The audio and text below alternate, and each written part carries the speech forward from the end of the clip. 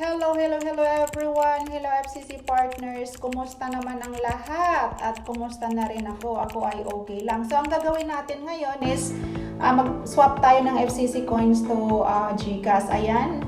Trust Wallet. And then, ayun.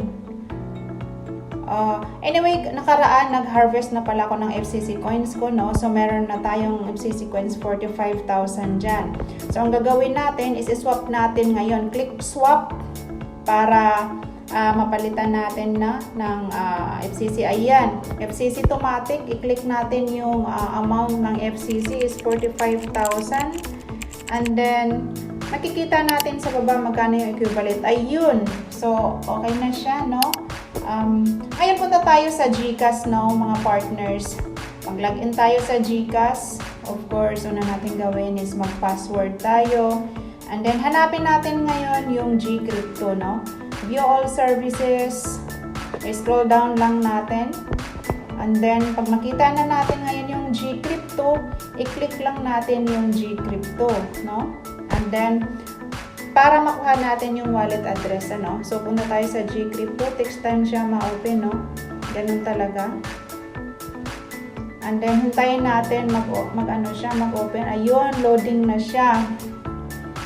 Ayan, initializing, almost there, malapit na, no? So, ayan, meron tayong portfolio dyan sa gilid. I-click lang natin yung dito sa may baba, sa may right side yung portfolio. Click lang natin. Ayun. Upper yung Matic. Click yung Matic. And then, receive. Click natin yung receive. May receive sa taas.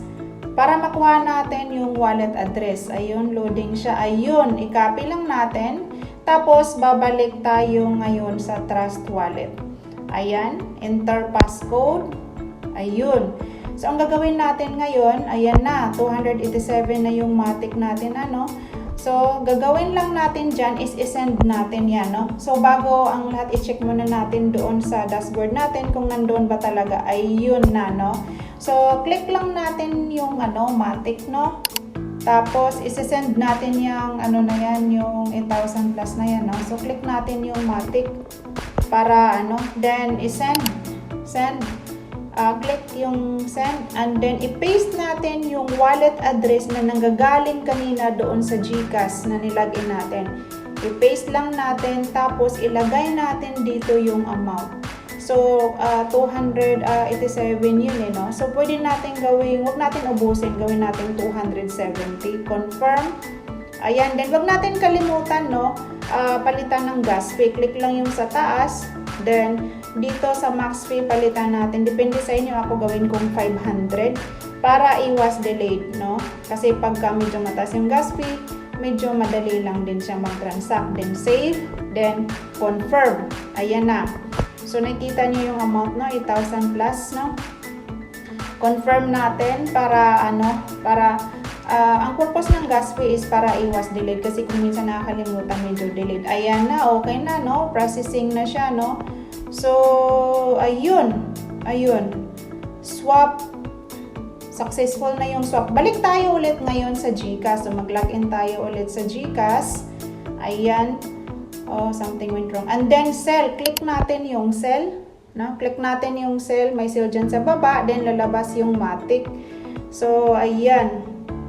Oh, nag-approve na yung sinend natin sa Matic. So, ang gagawin natin is enter amount. 273. Magtira tayo konti, no? So, ayan, katumbas niya is, ang equivalent is 8,149. So, i-press lang natin yung, Matic, sell Matic, no? Para siya, no? Sell Matic. Ayan, nag-account siya ng, seconds.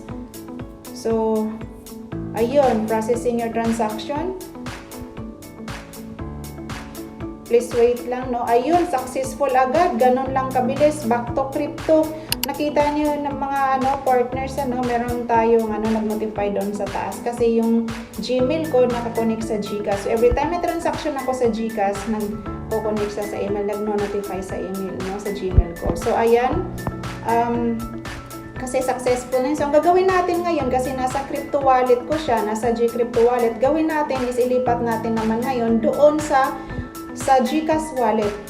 doon sa balance mismo sa pinaka-main, ano. Silipat natin, no, i-withdraw natin, i-withdraw. So, 8,150 yun. Ayan, ayun. Kailangan ng authentication code na 6 digit.